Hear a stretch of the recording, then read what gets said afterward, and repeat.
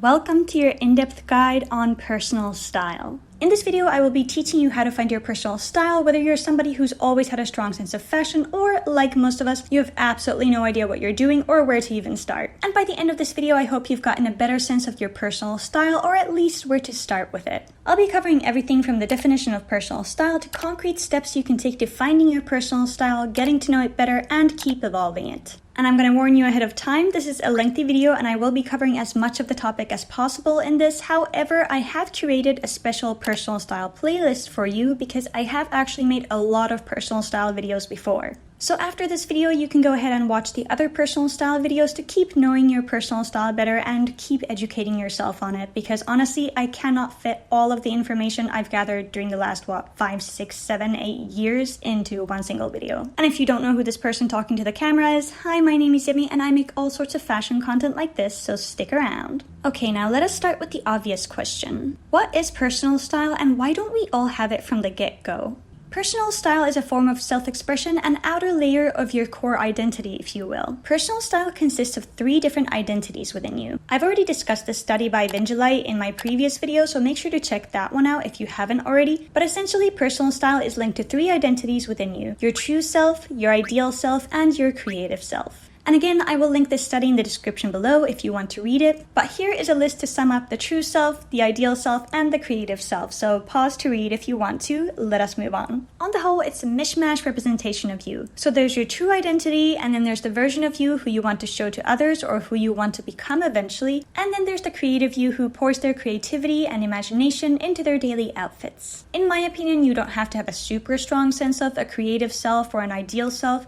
It's more just about how much of you do you want to show the world, and how do you choose to do that? Are you using fashion as an art form, or are you using it simply as a way to get out of bed and not be stared by the rest of society? This is all at the end kind of up to you and your preferences. Physically, personal style is just that, a style that is personal to you. And spoiler alert, it will look wildly different to everyone. And this is why I think personal style is so wonderful, because it doesn't judge or cast anyone out. It's meant for you and just for you. Sorry about the lighting changing, by the way, this is just nature doing its thing. Personal style is also a constant conversation you're having with your present and future self. You need to get to truly know yourself, even if it is more time consuming and takes more effort than following whatever the trends dictate. I will not lie to you, it will require a lot of effort on your part, and it will take time for you to truly understand your preferences in every single little detail of your style. In fact, in some ways, I think personal style never reaches a complete peak because it's always evolving with us. I have had an ever-evolving but always distinct personal style since I was very little, but even now I'm trying to understand the finer details of what I like. For example, I've always loved Japanese Lolita-derived styles, but I've never actually dipped my toes into that world because it doesn't quite sit well with me. I think something about it just is a little bit too much or feels a little bit off for me personally if I were to wear it. But recently, I've been into the different Japanese K-fashion, and I'm trying to figure out what it is that I do like about it and what that would look like in my style. Most notably, I've really been enjoying seeing this French girl that's like a Japanese version of the French girl. I feel like that is very adorable. It's very shoujo manga coded. It's very cutesy, but not like in an overwhelming cutesy way. Anyways, you might be just like me, thinking about what it is that you really, really like and what would that look like for you. With that being said, personal style is customizing your wardrobe to make it your own to the point where every single outfit you put on feels just right. It morphs into what it is that you love to wear and doesn't take orders from outsiders. So even if you and your best friend have the same exact wardrobe, how you style your clothes differentiates you from one another. All this to say, even if you own the exact same wardrobe that I have, you would still probably end up styling it very differently from me. I don't know about you, but I think that's pretty cool. Now let us talk about personal style, what affects it, or the complete lack of personal style and why that is. Factors that affect personal style or cause the lack of it. So since we're talking about finding your personal style when you've never had one, let's quickly talk about the why of this issue. As I said in my previous childhood and personal style analysis video, our childhood experiences, preferences, etc. heavily impact how our style develops in adulthood. However, as many of you pointed out in the comments of my previous video, many of us weren't given the freedom to really get to develop and know our personal style, our preferences in clothes, or other aspects of our passions, artistic pursuits, etc. due to varying reasons.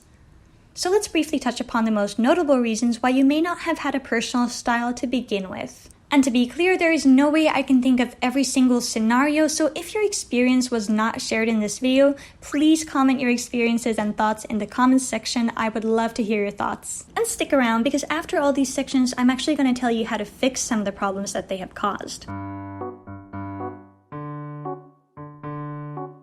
So let us get started with the first really fun one. Yay! I'm not really looking forward to this one because I feel like everyone has struggled with it, but it's gotta be said. Parental restriction. Parental restriction and control is perhaps one of the biggest reasons why some of us grew up never developing a personal style, or strong preferences, passions, and interests in other areas of our lives for that matter. As children, we develop our emotions and opinions at a very early stage in life. This applies to food, colors, textures, and honestly, anything around us. Just think about it. When was the last time your kid had a sensory experience and they said, not that jacket, I hate the way that jacket crinkles. That's what I'm talking about. However, due to varying reasons, many parents have felt the need to take control over even the more artistic aspects of a child's life, or strip their independence away completely.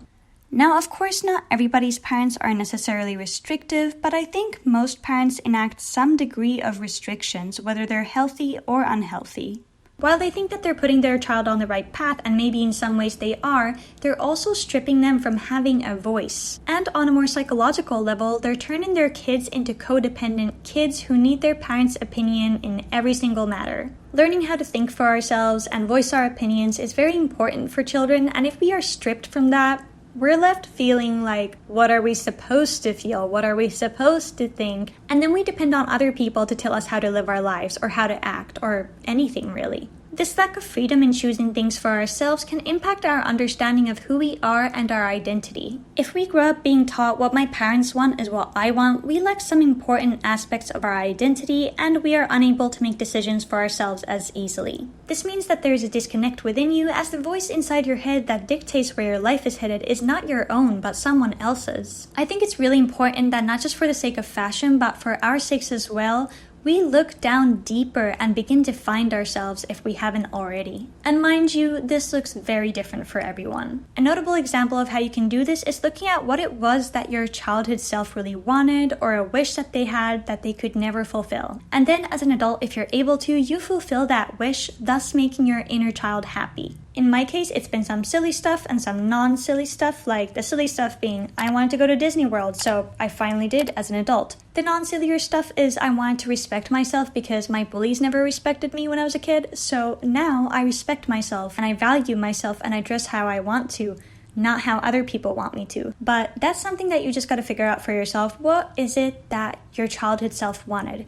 Even if you were very restricted as a child, there must have been something you really wanted to do, you wanted to see, you wanted to experience. Look into that and see if you can fulfill that for them. Because while you may not really have had any control of your personal style or how you even lived as a child, I do think that being able to fulfill yourself now as an adult is really important, not just in fashion, but in your overall life. Also, I wanted to note that how many siblings you have and how old you are relative to your other siblings probably affected the way your parents treated you. So for example, I'm the youngest in my family, so my parents already went through the how do we raise kids with my older siblings. Thus, I have to admit that compared to them, I have had more freedom in certain areas of my life. Place of birth and climate. Naturally, where you're born will affect different parts of your identity. Looking through the lens of anthropology, it is evident that the society we grow up in shapes everything from our sense of self and our behavioral patterns to how we relate to the world. Naturally, of course, with that environment comes climate, and we learn to dress accordingly. So for example, I was born in Finland but shortly after spent the first 5 years of my life in China and then returned to Finland. Thus, I developed my personal style in China but then eventually also learned to dress for colder weather when we moved to Finland. Minus 30 degrees Celsius weather isn't going to scare me, but I do hate the cold. Don't judge me, I know I'm Finnish, but I do not love the cold, I do not love the darkness, I do not love the snow. Maybe I just am not very Finnish after all. Point being, where you live definitely affects the practical aspects of your wardrobe. So for example, if you live somewhere cold, you probably have a lot more thermal layers than somebody who lives somewhere warm like Florida. Why did I mention Florida? Don't ask me. Also, I will get a little geeky here for a second, but a great example of how our environment affects us is Kingdom Hearts. Our main character Sora traverses through all of these different worlds, and sometimes his appearance or even the way he navigates throughout those worlds changes drastically. And while all that happens, he's still Sora, but he does adapt to his environment and slowly gains new perspectives throughout his experiences. In a similar way, I think we're adaptable too, but we'll always maintain the core aspects of our identity. Let's look at the anthropological aspect a little closer through an example from my life. Having grown up in an environment where looking or acting different is very frowned upon, I struggled fitting in both stylistically and culturally, as I had by then already developed my identity in a warmer climate culture and had the freedom to find my style in my formative years. Thanks, Mom. I was never Finnish enough for the Finns, and I'm not American enough for the Americans, which makes sense honestly. So what this means is that inside my head, I'm stuck in an unidentifiable space, so I don't really have an attachment to a specific culture or a specific location. Visually, what this means is that I couldn't give two shits about what somebody thinks about my fashion choices. Because the thing is, I'm very used to being rejected and criticized by society. And also culturally, I'm constantly adopting a new understanding of the world based on where I live in. Anyways, my background is a big mess, but if you are curious about how your environment has shaped you, you could always compare notes with a friend who's from a different culture or background. It's very interesting actually, and it's maybe one of my favorite conversation topics is, hey, how do they do things where you're from, and how does that affect how you see the world? Can you tell I'm totally fun at parties? Financial stability. It is no surprise that the finances of your household affect what you wear. Some of us may have had a bigger budget than others, and of course it does have some effect on how we relate to fashion. In my family, hand-me-downs were a big thing because I do have an older sister, and we also love thrifting, but occasionally when we saved up enough pocket money, we could go shopping for ourselves. To be very clear with you, I don't think someone who has a lot of money necessarily has a better or more well-defined style than somebody who doesn't have that financial freedom. As someone who's always gone the second-hand, hand-me-down, and thrifting route, I've become very picky and selective about what I accept or buy into my closet, because unlike someone more financially well-off, I can't afford to consistently buy clothes I don't actually like just for the fun of it. I think my situation actually forced me to understand my personal style better because I can't just go on a shopping spree and f*** around and find out to see if an item actually works in my closet or not. Of course, I am still human and I do still get influenced and I get buyer's remorse, and sometimes I buy clothes that don't actually end up fitting with my personal style. But I think it's that selectiveness that really helped me define my personal style better. There are at least two, if not more, sides to this dilemma. If you've lived in poverty, chances are that you may not have had any choice in what you wear for the simple fact that you couldn't afford to create a wardrobe of your own. Instead of gaining a personal style, you gain what I'll just label as the anything style.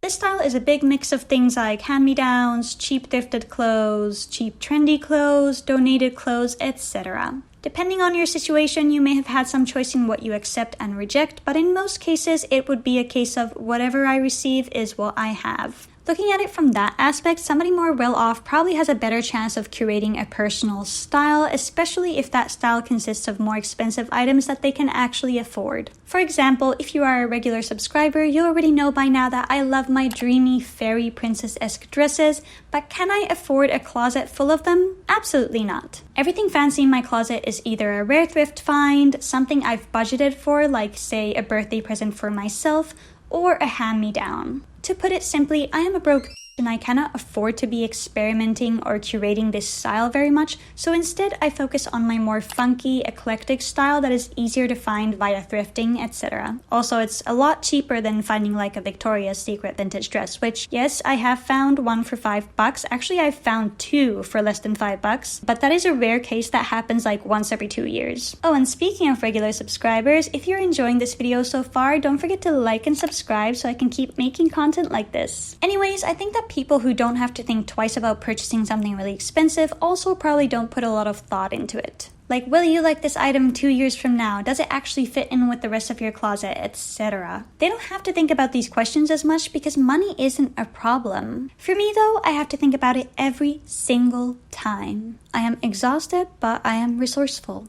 What can I say? Anyways, I can only comment on this topic from a middle-class perspective, so let me know what your experiences and thoughts on this topic are. Gender and sexuality. Again, this is the topic I can't really comment on that much because frankly, I don't think I have the right to, but I did want to include it in the video so it has its space and it has a voice. Gender, sexuality, and all of the other related topics definitely define your personal style because, to reiterate, your personal style is directly linked to your identity. I cannot comment much on masculine fashion or how fashion is treated by people who grew up in a masculine setup, but from what I've seen through my siblings, I think it's again heavily linked to other societal factors too, such as whether your family is religious and how much your parents care about what you wear. From what I've heard though, most boys are taught to see fashion as something exclusively accessible to girls. And unfortunately, I do think that boys who do embrace fashion at an early age do risk being criticized or bullied because of it. Because bullies always find something to criticize and hate you for, even if it is your absolutely immaculate fashion sense.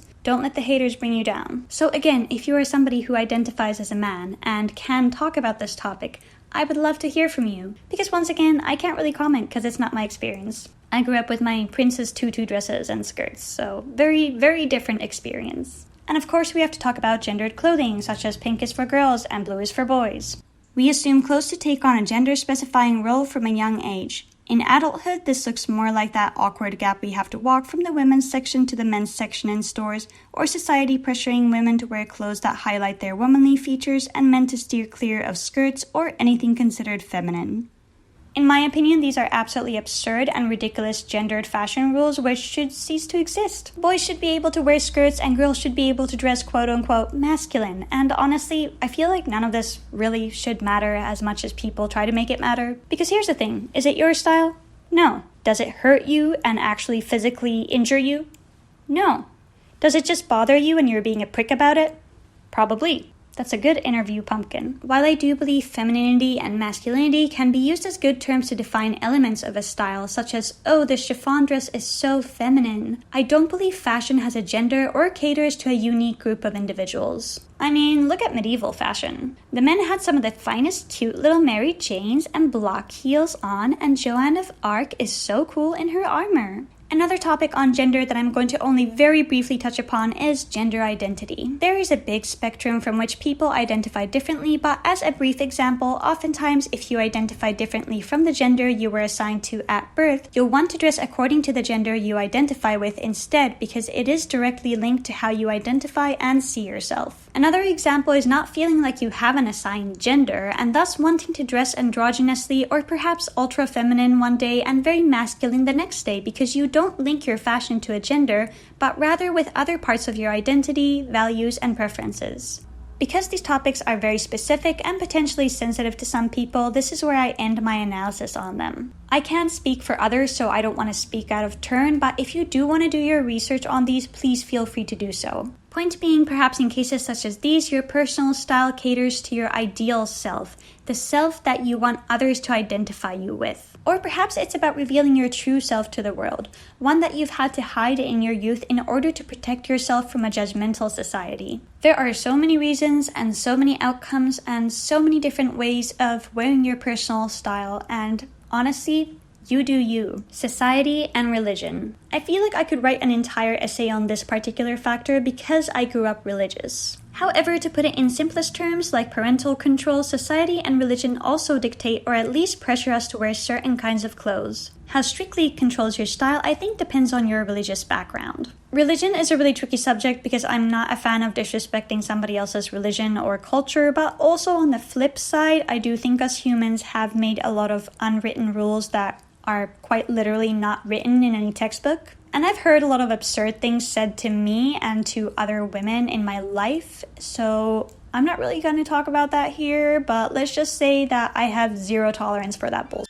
And of course, a lot of religions go hand in hand with a patriarchal society which considers women as lesser. But to keep things civil, I'm not going to elaborate on any of that. Feel free to do your own research though. Body image. Whether you've been body shamed for your size, figure, or something else, I'm pretty sure most of us have been body shamed at some point in our lives. I honestly think that the system has been set up so most of us grow up thinking we're not good, fit, or pretty enough, and thus we spend lots of money trying to chase an increasingly impossible level of a perfect body and face. But hey, at least the big corporations taking our money are happy.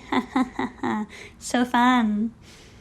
Once again, I'm not going to get into the details because it would turn into an entire essay, but body shame can pretty heavily dictate what we feel like we have the right to wear and also what's meant only for pretty people. As someone who's experienced body image issues through my parents and my own lens, I am so over chasing some ideal being that I will never be nor want to be at this point. I've come to terms with who I am and how I look, and I think that has begun to show outwardly in recent years. And of course, I can't go on without briefly mentioning how businesses make money off of specific body types trending, which in turn creates a wave of insecurity in different shaped people. In my opinion, f*** the beauty and body trends. Instead of finding more things to hate about ourselves, let's start liking ourselves more. Disabilities and illnesses. And finally, there are a plethora of disabilities and illnesses that affect our everyday lives. Whether it's IBS like what I have, or anxiety, or body dysmorphia, there are so many things that can completely take over how we perceive ourselves and the clothes on us. Most of these things are something that we will carry with us the rest of our lives, and thus I believe that coming to terms with who you are and why you are the way you are is really important. That, and of course receiving any help you may need and investing in healing, which is easier said than done.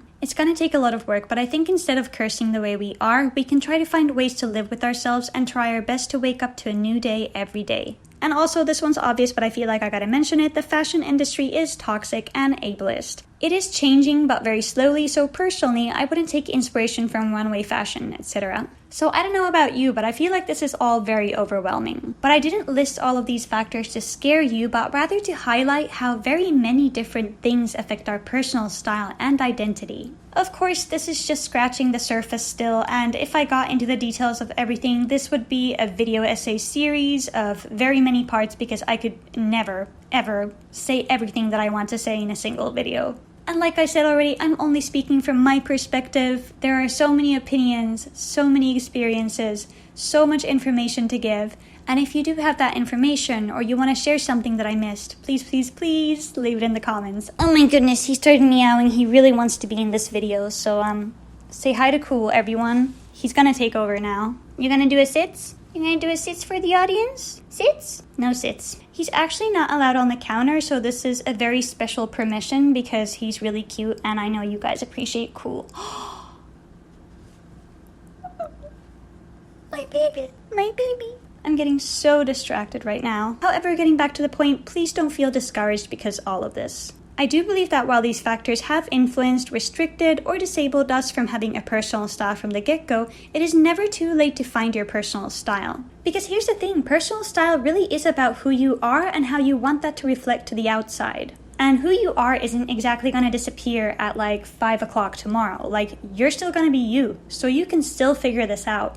Yay. So while there are many setbacks and hurdles in finding your personal style, I do believe it to be a very rewarding thing. Because once you get to know your personal style, you feel more at peace with yourself. Having an identity, whether that's in your art, your clothes, or even just the way in which you choose to engage with your surroundings is vital to us human beings, and I believe that those of us who find joy in fashion, or even the complete lack of it, will find their joy become tenfold when their clothes feel like they truly represent us. So now let's talk about the many things you can do to start discovering your personal style. What is my cat doing? What are you doing? Aww. Stick around though, because I will be talking more about the practical methods and forms of practice you can use at the end of this video. Aesthetics and subcultures can help guide you in the right direction if you use them right. Don't use them as a crutch, but rather as initial guides to lead you on the right path. Unless, of course, you really do identify with that specific subculture you're a part of. Then ignore everything I just said. If you're an OG subscriber, then you probably remember I used to make a lot of aesthetic guides back in the day. And while I think that they've been helpful for people to understand their preferences and style inspiration better, they can easily consume you and thus make you leave your individuality behind.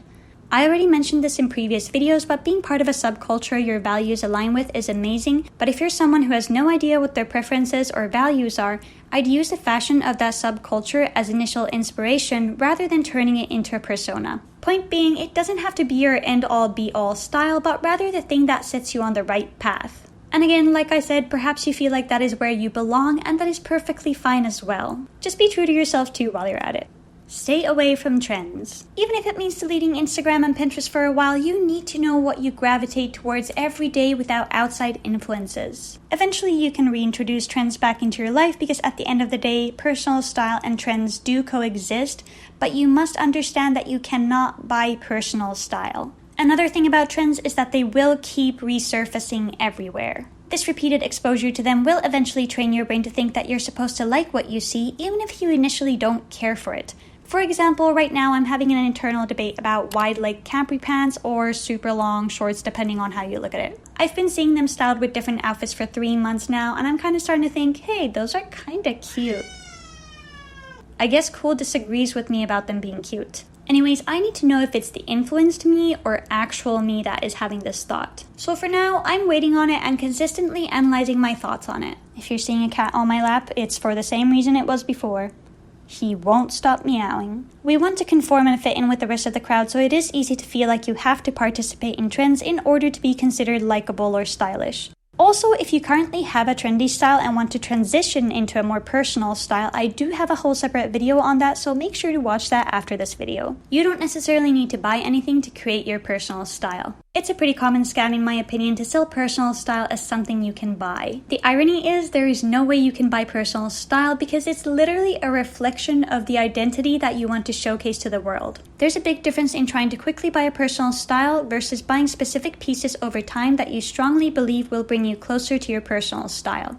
Many of us start with very trend-influenced and generic wardrobes, so building one that is right for us may require some time and money. In my opinion, unless you're looking for very specific items, you should try thrifting the types of clothes that you want. This will avoid you getting influenced by online shopping, which will give you a dopamine hit instead of your personal style. Get to know your preferences. Take notes of what you're gravitating towards or away from on a daily basis. Do you prefer certain textures, colors, etc.? Look at what you own and why you own it. What pieces do you outfit repeat on the regular, and what pieces stay in the closet to gather dust, and why? It might help if you make an actual list to keep track of everything as you figure it out. Imagine your ideal self. This is a reference from Benjalite's study once again surrounding the topic of the ideal self. Think of a few sources of inspiration in your life.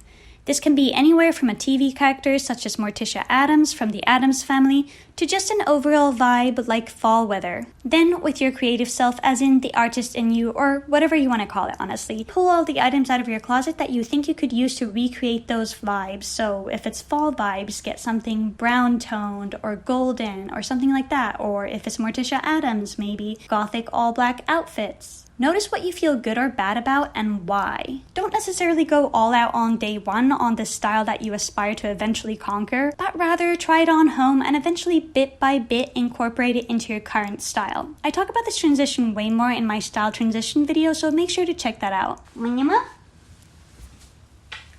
Analyze your childhood. Personal style is 99% learning to understand yourself and your identity. Thus, you must travel back in time to see if you have any source material or recollection of what you wore as a kid and how it made you feel and what made you into the person you are now. Reflect on those thoughts and if they still ring true to this day. For example, if when you were little you were forced to wear certain types of clothes because of a religious or societal setting, how did that make you feel? Did you gravitate towards something polar opposite, or perhaps did you have a distaste for fashion from the beginning? Did you have certain hobbies that you loved or that dictated the direction you took your style in? For example, ballet, cheerleading, soccer, hockey, tennis, etc. Try and remember and ask your relatives what it is that made you tick.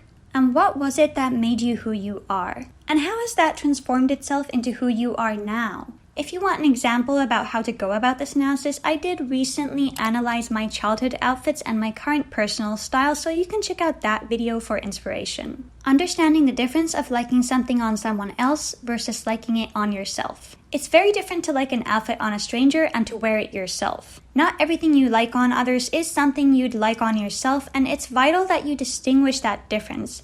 It's something that requires time and practice, and I've noticed that it's very strongly connected to knowing your own preferences better before looking for any online or real-world inspiration for your style. In the same vein, treat inspiration as just that, inspiration. Do not aim to copy someone else. If you can't distinguish if you would genuinely like to wear what you see on others or not, you will end up trying to copy or recreate someone else's style, and it will most likely never really feel like you or make you feel comfortable in your style. As somebody who's fallen into this trap way too many times herself, please teach yourself to analyze and criticize your initial hunches. I already dove deep into this in my Pinterest analysis video, but as social creatures, we are influenced by everything and anything around us. Which means that even if you just see a picture online, chances are that it's already influenced you before you've even realized. So ask yourself, do I like this outfit on others, or do I think I would like this outfit on me as well? What do I like about the outfit and does it work with my style? Now that we've gone through the essential steps on how to find and distinguish your style, let's talk about how you can develop it. Methods that you can use to find and develop your personal style. Start by making a list of things that you don't like, so colors, textures, prints, etc. This process of elimination of knowing what you don't like will direct you towards the path of knowing what you do like or perhaps might like. In the same vein, like I said before, analyze what it is that you do like. Listen to your initial instinct about the fashion that you see around you, but then go back and analyze, what is it that I liked about that thing? Why did I like it? This helps you develop your critical thinking skills and makes it easier for you to eventually know, oh, this is what I like. This is what I definitely don't like. Oh, there's this new thing that I've never seen before. Do I like it or not? I know exactly why I would or wouldn't like it. Think, what is it about that outfit that I would actually want to recreate myself? It could be anything from the material to the way it's structured or the color, etc. And finally, look at the things that you already love in your wardrobe and analyze why you love them. What is it about them that you're so drawn to? Wear a pre-planned outfit every day and analyze how you felt about it and what changes you made and why. If you're too scared to wear it outdoors, I'd recommend experimenting from the comfort of your home first and maybe finding what I like to call a transitional style, where instead of switching gears cold turkey, you add something from your personal style to your existing style. This way the shift won't feel as daunting to you, especially if you live in an unfortunately judgmental place. Think about your color palette. Try adding and mixing colors in your outfits. See what you prefer and which color combinations surprise you positively or negatively. It's also possible that this doesn't apply to you if you don't like colors at all or you don't care what colors you wear. Each to their own. I already mentioned this, but reflect on your childhood outfits and style if applicable. And if you feel stuck in that aspect, feel free to refer to my other videos. Identify your values and priorities. For example, do you want to show off wealth or do you have a cause you want to support and be affiliated with? Really think about your values and priorities and how much of it is important for you to showcase to others visually. Consider what version of yourself you're ready to show the world. You may not feel comfortable showcasing every part of you to the whole world. So consider, who is it that you're trying to reflect from the inside to your outer physical being? If you look at yourself from an outsider's eyes, who is it that you want to see? Is it someone confident or maybe approachable? Are they intimidating or do they perhaps seem cute and sweet? What and who is it that you want people to associate and relate you with? This is a part of understanding your ideal self, the version of you that you want to perhaps eventually become, or simply the version you're comfortable with showing others. Though I would love to say that it's easy to wear whatever you want whenever you want, that is not the case for most of us. It has taken me nearly a decade to feel comfortable in my personal style no matter where I go. It took a lot of awkward stares, comments on my fashion choices, both positive and negative, etc.,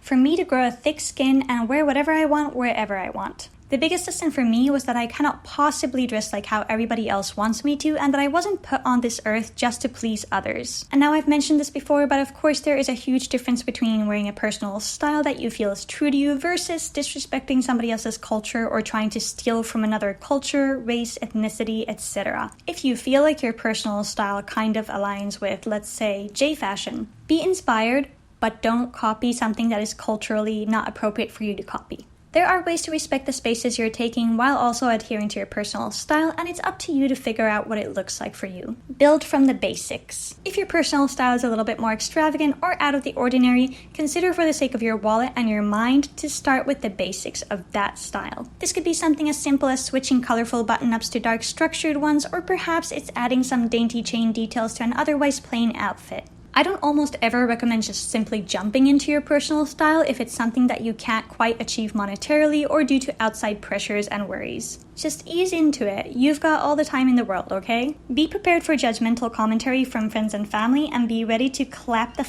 back. I'm not going to get into the details of my personal traumas, but I've had people laugh at me, stare at me, comment on my outfits, both positive and negative once again, and just tell me that, oh, you dress different, you look different. No Sherlock. The thing is, you're just a tiny thing in their big lives, and they're probably not even thinking about you the next day after they say something stupid to you. So go ahead and ignore their stupid commentary because honestly, it's probably not worth it. So like I said, part of personal style is growing that thick skin and knowing to protect yourself and your personal style and your personal space and your personal preferences and so forth. Unfortunately, most people are assholes, and if you want to live in this world as your authentic self, you're most likely going to have to do some filtering of good and bad in every aspect of your life, and that includes people. Certain relationships though, like parental ones, may require just patience, or maybe they'll just never get it.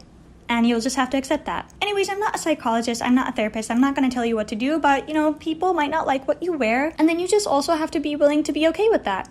People don't like what I wear? So what? I like what I wear. That's all you gotta think. Easier said than done, I know. When you are ready, implement your outfit inspiration into your wardrobe. This is something I've repeatedly said you have to be careful with because even for the most seasoned fashionista, it's easy to fall into the rabbit hole of trends and being influenced every second you spend online. I don't recommend this if you're just freshly getting out of a trend-centered cycle and you're just trying to find your personal style, and I definitely don't recommend this if you know you're the type to immediately shop online upon seeing something trendy online. Fake it till you make it.